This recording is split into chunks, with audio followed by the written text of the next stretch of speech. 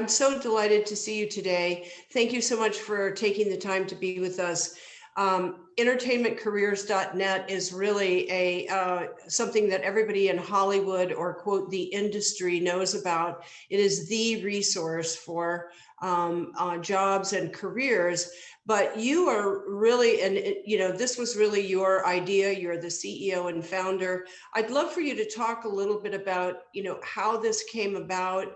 You're also a UCLA alum, so that's really exciting. So I'd love for you to just kind of give everybody a background on how this all came about, and then we can talk about kind of the functionality of the service that you offer, and then we can also go into how you interact with students and former students of the Summer Institute. Thanks for having me again, Beverly. I appreciate it. Yes, and go Bruins. I'm a hardcore Bruin. The EntertainmentCareersnet started out of, I think all good businesses start out with the desire to solve a problem. And, when I was a UCLA student, I was lucky enough to get a job at Warner Brothers, which was my big introduction to the entertainment industry. Not being a kid that grew up in LA, it was not really a thought that would be an option for me. And so getting into Warner Brothers and seeing the industry allowed me to get in at a very good level. And I pursued my career in physical production in film and television. And my goal was to produce a feature film by the time I was 30. And so at that point, I was doing that. And the project took a little bit longer than I anticipated. I thought it was gonna take a year. It ended up taking 2 years. So on the last year, I had to, go back to work and finish the film. And it was in that process where, most of my contacts and most of my prior jobs were working on film sets and working on location, and me trying to shepherd the film into completion. I now had to be able to return phone calls and return emails, and I couldn't be on set and I couldn't be away on location. And so, at 30 years old, I was kind of starting over with my network. And at that point, it was, sort of the early days of internet recruiting. And there were jobs sort of scattered all over the place. And so I just really organized the resources for my own sort of selfish needs. And then also me being someone from not LA, and, everyone was always, anytime any friend or anyone that remotely knew me, they would call me and say, hey, my buddy wants to get in the film business. I gave him your phone number. And you have the same conversations over and over again. And so I created something that was called the Entertainment Employment Guide at the time. And it was basically like a how the industry actually works, how you think it works. With a list of the various things of what you wanted to do, to here's where all the jobs were at HBO, here's where all the jobs were at Paramount, here's where you have to sneak on the lot and go into this gate and, go into this building that literally had it on a bulletin board. And so it was really a collection of resources for myself and other people that were, sort of disconnected from the industry. And I was, for about 2 years, I was, pretending to be a producer and pretending to be an entrepreneur, and was having medium success with both. And so ultimately I decided about 2 years in to put full efforts and energies on EntertainmentCareersnet and launched it into what is probably more what you see today, which is more, we have, obviously one-stop shop for, darn near most everything out there that you would want to find that's entertainment, broadcast, media, entertainment, sports. So it's our goal is to try and save people time. It's like we're all sort of time starved, especially when you're job seeking, and, to provide resources and job leads all in one spot versus having to go to 4 or 5 different places or every single studio's applicant tracking system or career portal. So our ultimate objective is to help people find jobs that otherwise, don't have mother, brother, sister, aunt, uncle in the industry, and to ideally save people time. And so that's what we do. And it's a fun business. We like to think that we're in the business of helping people in a meaningful way. And, with your class in the past, I've connected with a lot of the students and end up, mentoring them one-on-one, and ideally, helping them as much as we can, because we have a unique set of information. We see, tens of thousands of success stories and hundreds of thousands of failure stories. And so being able to study both success and failure allows us to share information with UCLA students in particular. We don't share it with USC students. Um, in order to shortcut people and allow them to save time in their quest to enter an industry that they more than likely don't have a good connection into, is why they end up coming to our door. But so it's it's a business, but it's like we look at it as part community service also, because a lot of most of our audience initially from a college age a lot of them are first generation college educated, first generation professionals. And so we study that life cycle and see where people succeed and where they fail, and ideally arm them with information ahead of time so we can, again, sort of shorten that onboarding process to success in finding that first job or the internships in school and first job coming out of college. Well, thank you for that great overview. And that brings me to something that I'd really love for you to talk about. Obviously, anybody can go to EntertainmentCareersnet and nose around and submit for jobs, et cetera. But something unique that you bring to the table through the Summer Institute is that you really, not only do you introduce people to this whole concept of the website, but you talk about networking, the importance of networking. You give the students an overview of what it really takes to succeed today, and kind of some myth busters. I don't want to steal the thunder for people who might be coming to the class this summer, but those are things that other people don't get. You don't get that when you just go to the website. You just are blindly applying for jobs. So can you just talk briefly about the importance of networking, the importance of some of the tips and tricks that you give our students in the Summer Institute?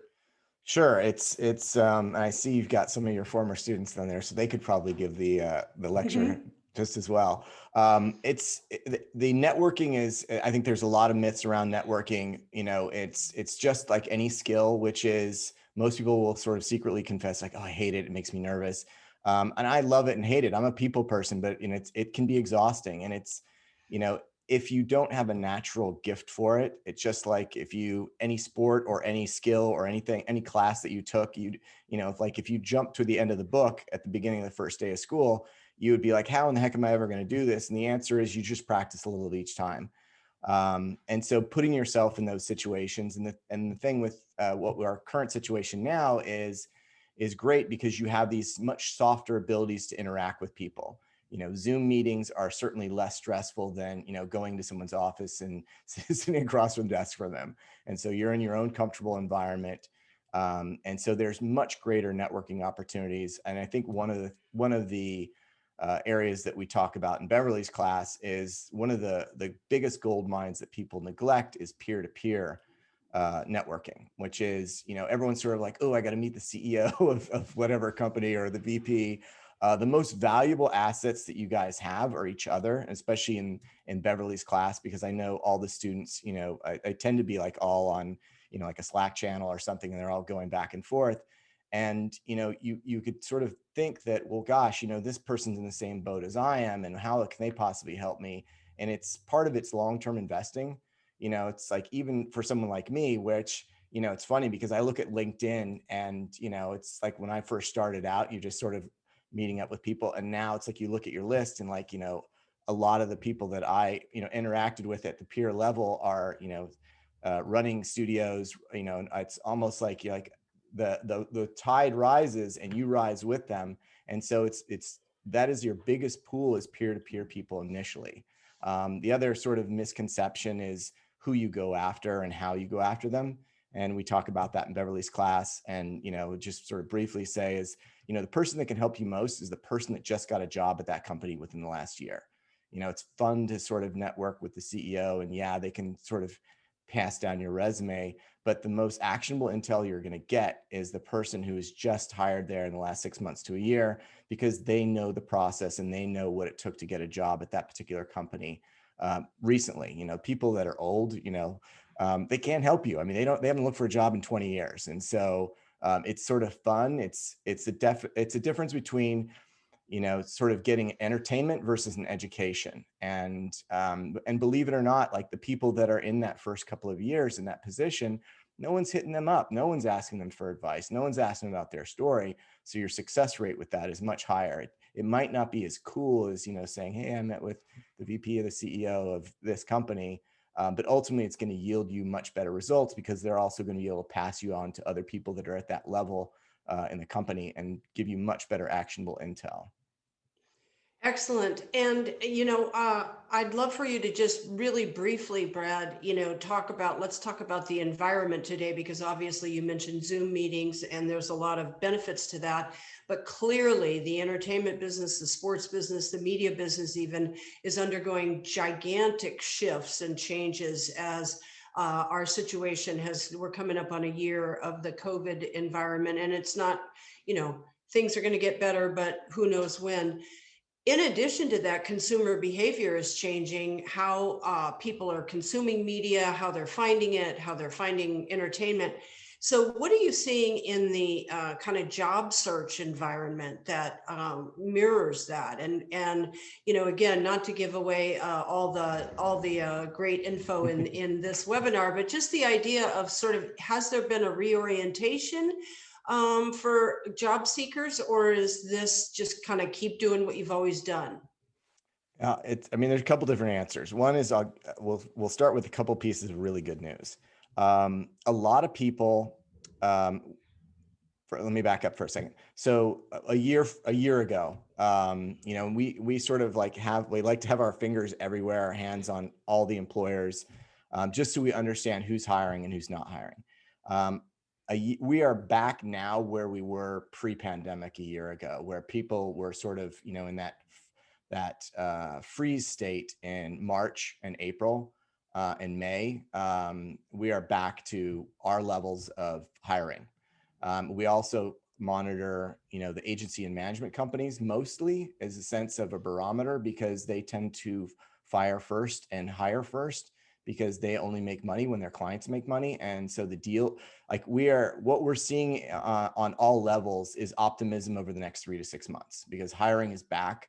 And it's to speak to, how it's changed.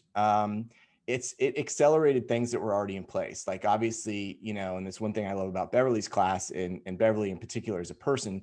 Beverly loves technology and loves talking about it, and arms you guys, the people that go through the program, with a better understanding of what's going to happen in the next, 3 to 6 years in the industry. And so obviously direct to consumer, they'll call it the Netflix model or the Amazon Prime model. Obviously, everyone, it's not like that's new, but it certainly accelerated a lot for the companies that were already doing that. Obviously you saw Disney Plus, HBO Max, and HBO Max now pivoting with their concept of, same day distribution for streaming and in theatrical. And so it accelerated a lot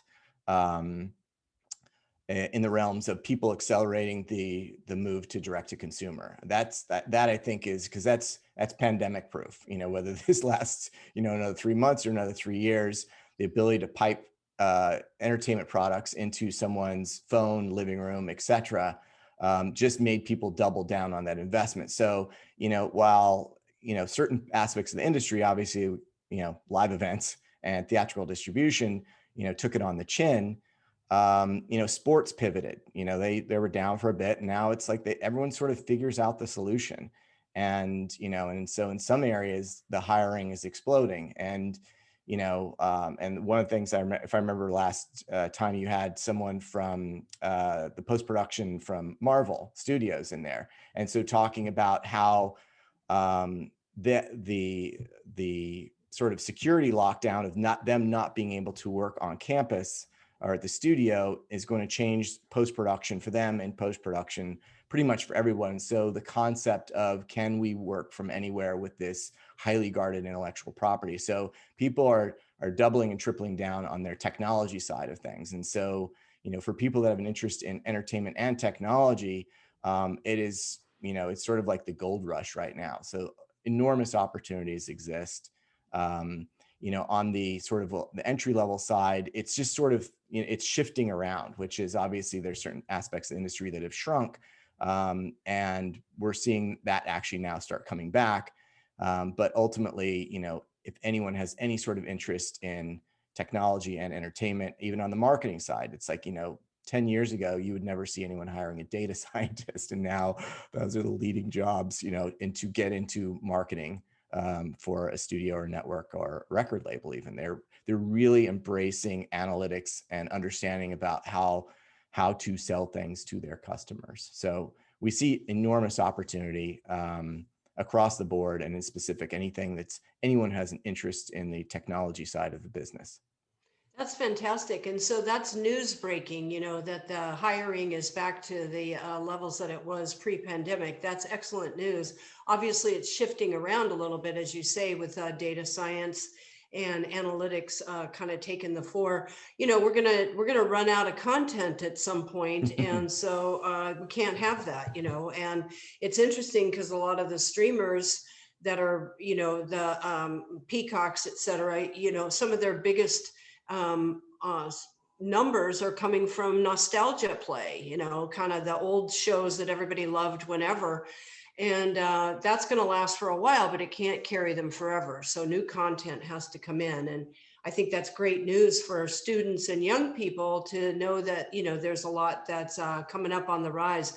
So we have a few minutes left before we open up for questions. I would love to just we've touched on it, but a lot of the folks that are on the call today and people that'll be viewing the webinar later are really considering, should I spend this time during the summer taking the MEMS summer program at UCLA Anderson?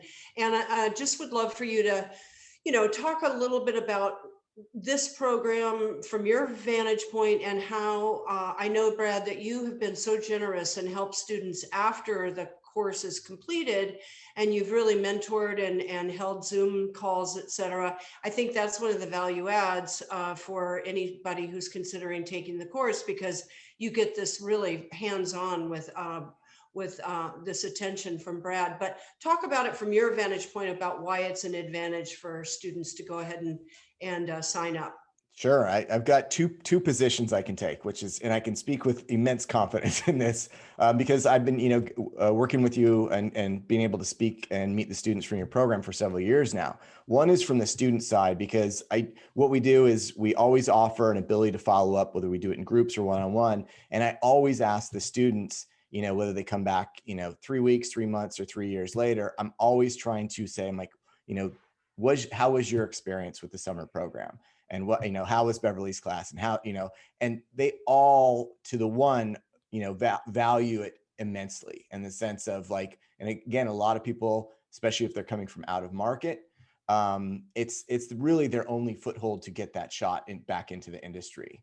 And so from the student level, they're because it's like, we always want to be in the business of recommending things that work. And so we're always asking people what works and what doesn't work. And the students, like, we've always had nothing but immense praise for the program and for Beverly specifically.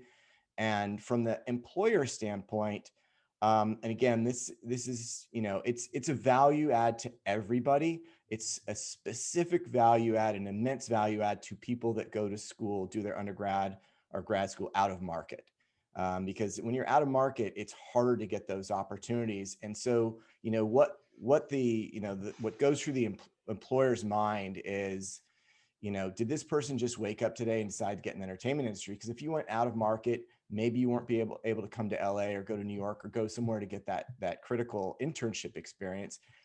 This is a great way to show ongoing interest into an industry. And the thing with Beverly specifically, and one of the reasons I love her so much, is she's not one of these people that, was in the industry 50 years ago and is telling you, retelling you stories about, what happened, a half century ago. She is very, real deal. She doesn't sugarcoat anything. She tells you what you need to hear and what you want to hear, but mostly it's things that are going to help you. And so that's one of the reasons I'm specifically attracted to come speak to her class every year, is because they've already been armed with real information. And employers understand the value. What that does is, because this is a very difficult industry with a high attrition rate.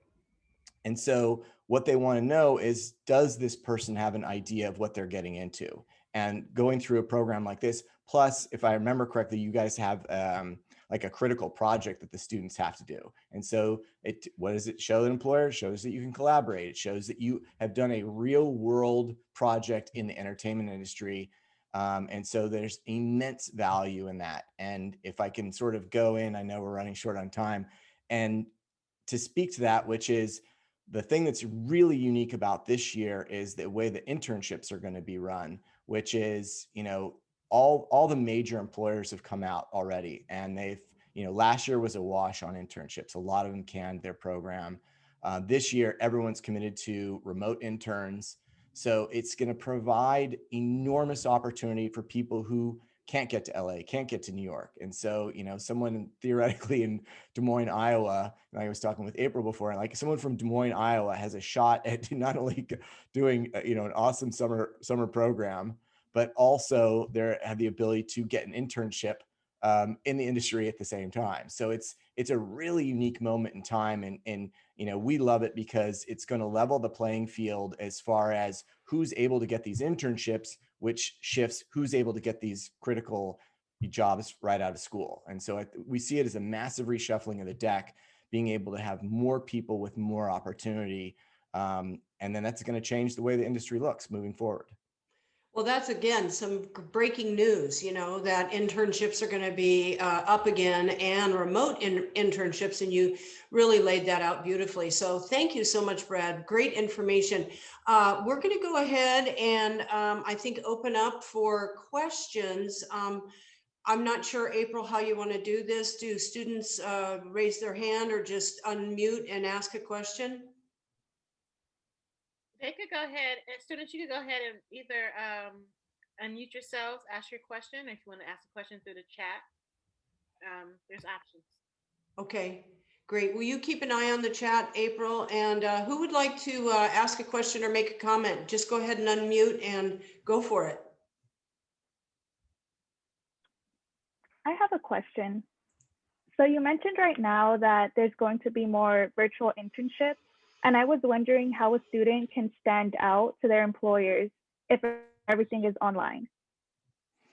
I think obviously you're going to want to, and it's tough because, on one hand, the critical skill is going to be able to manage your own schedule much better because there's it's a leap of faith, right? And so the ability to self-direct, self-motivate, without someone breathing over your shoulder, someone who is highly, what you want to display is that you sort of have that initiative, which is, do you start things on your own? Show examples. And again, like as Beverly knows, it's like, we don't just say these things when we're talking to employers. We always want to back up what we're talking about. And so you want to give, whether it's a class you took or a club that you run at school or whatever, some sort of tangible way that you can prove these skills. Obviously, understanding how remote learning works. You guys, everyone in school has done it already, but it helps to sort of say, the vast array of platforms that you can work on, because not everyone works off of Zoom. It's Google Meet, it's Microsoft Teams.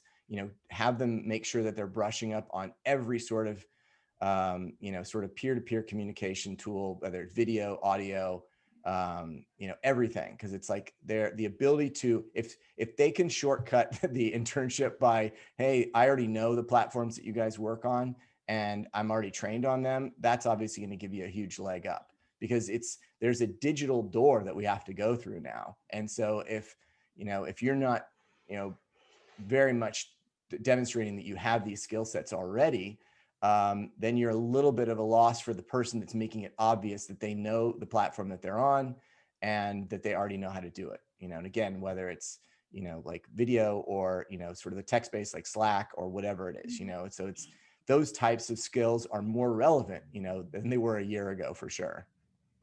And I would add to that your digital presence today is more important than ever. And how you present in the digital universe is going to matter. And this is something that in the beginning of COVID, everybody was kind of like, well, whatever, I'm in my sweatpants, but nobody knows, and I can be off camera. none of that's going to fly anymore. How you look, how you present, how you speak, where you look, how well you can manage the platform, as Brad was saying, are all going to count. So I think that's a really great question to kick us off, Ida. Thank you for that. I would love to ask my friend Sam Glick. Sam, I don't know if you'd be willing to speak up a little bit, but you were in the course last summer, and you are having some great success. And first of all, I'm so pleased. As my former students know, one of my favorite things is to hear from you about how you're doing. So maybe you could say a few words about your experience and kind of how all of this has helped you. Yeah, okay. First off, hello, Professor Macy and Mr. Hall. I remember when Brad came and talked to our summer class last summer, he urged all of us students to set up a meeting with him afterward. And so, like, through my experience with Professor Macy's summer class, I ended up sending in an application to get an internship that she helped me with, and then I was able to do that. And then that internship's now just wrapping up. It's been a great experience for me. And since I'm at the end of that, I went on EntertainmentCareersnet, and I was able to apply to some other positions at a sports agency that I'm interested in. And then my supervisor at my current agency, she's helped me come in contact with that other position that I used, EntertainmentCareersnet. So it's kind of like full circle for me right now. So it was a really good experience for me last summer. Great, and I'm so pleased to hear that. I'm sure Brad is as well, and just love your experience. And so just wanted to hear from you, and really appreciate it. So Sam, thank you. I don't know if you have anything else you'd like to add, but that was great.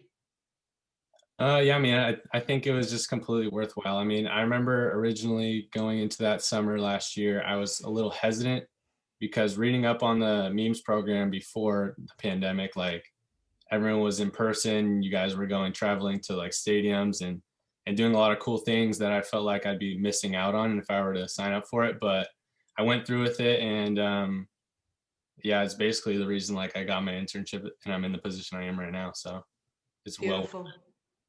Great. Well, continued success to you, Sam. Thank And you. I saw that Dennis, you had your hand up earlier. Dennis Chen, would you like to chime in? Dennis is another former student, but your experiences as a student really help. So please, hi, Dennis. Good to see you. Hi, it's great to see you, and hey, Brad, good to see you too. I meant to reach out to you, which I'll probably do later on. But anyways, yeah, for the program, like Sam just said, hey Sam, I was hesitant too. Like, I mean, I was in LA a year ago to check out the campus because I thought I was going to do it in person. I also attended Pulse, which is another cool event I attended, and when it went online, I was hesitant. And I remember Beverly having a Zoom call with you in April, telling me the benefits of doing it, and I just went in there, and I went in there, and you guys did an amazing job, and I tell people that was like the highlights of 2020 for me, and oh yeah, I don't know if you know this, a month after, the only success I've had is after I was able to get my digital marketing certification.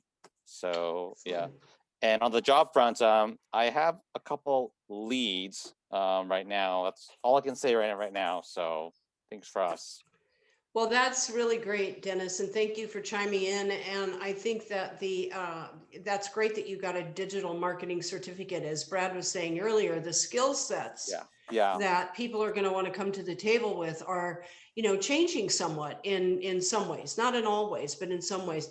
Would love to hear from any of the other people that are on the call that might have a question that maybe I don't know, or anybody who'd like to speak up? No?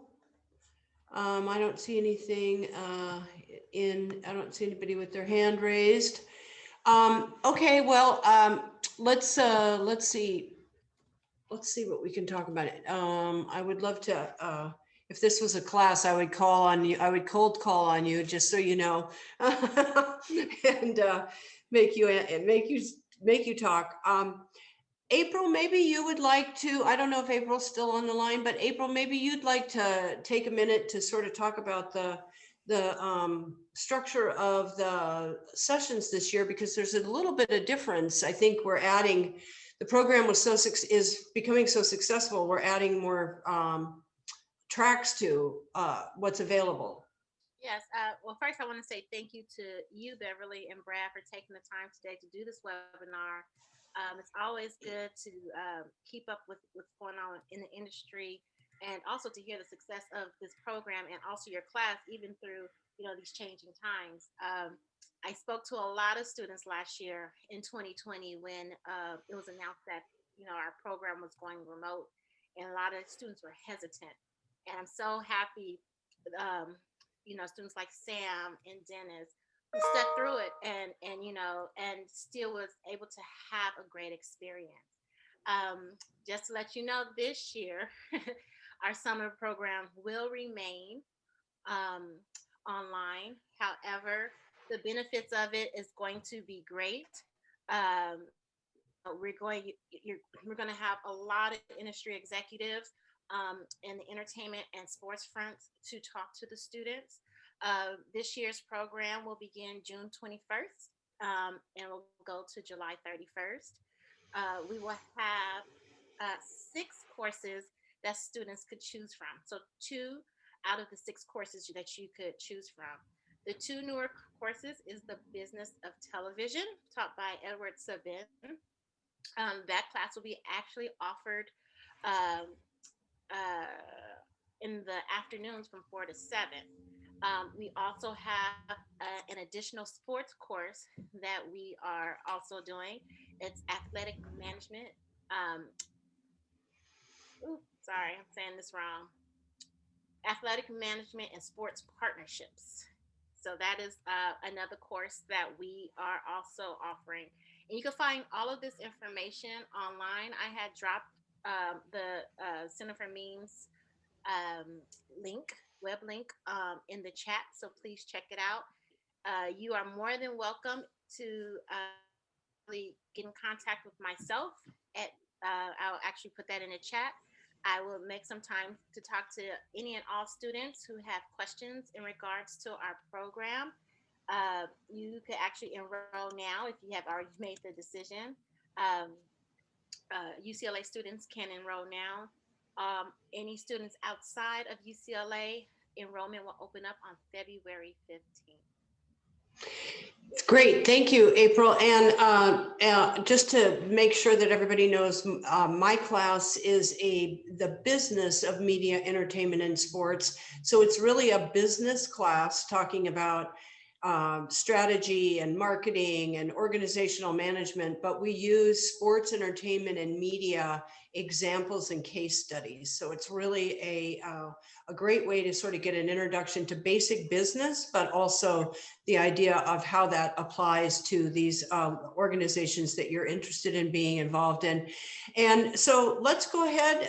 Let's see if we have any questions at all. If anybody's gotten the idea that they'd like to speak up, please unmute and go ahead.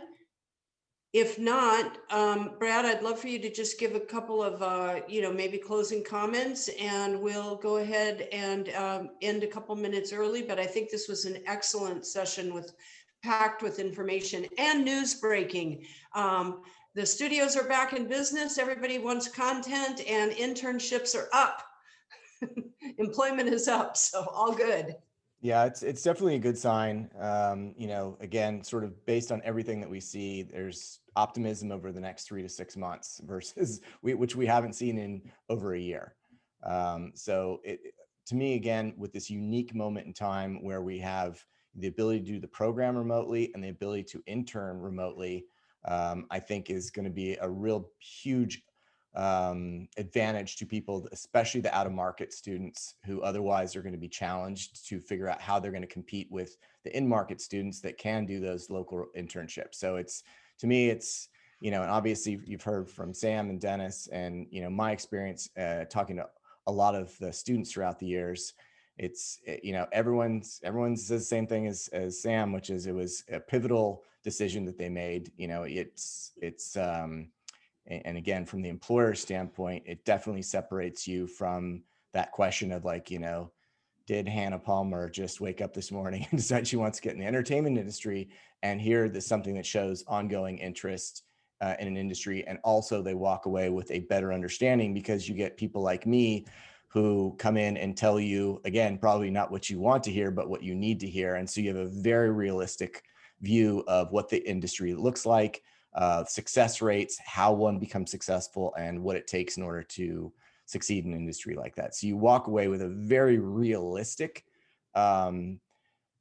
education about every aspect of the industry that I know you have different tracks at the Summer Institute, but you walk away with whatever your focal point is, and you have a realistic understanding. And also, one of the greatest things is you've got an entry point, because Beverly has such amazing speakers come in. You have the ability to follow up with those guys also.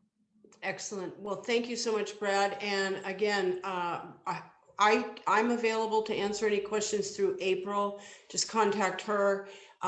We will have speakers this year from Sony and Marvel, and Brad will come back, and Netflix, and sports agencies, and it's going to be a fantastic summer. Already starting to line up. I have some interesting people from the world of boxing and MMA coming to talk about how business is booming through the pandemic. So it's going to be a great summer. April, thank you so much. I think we're finished.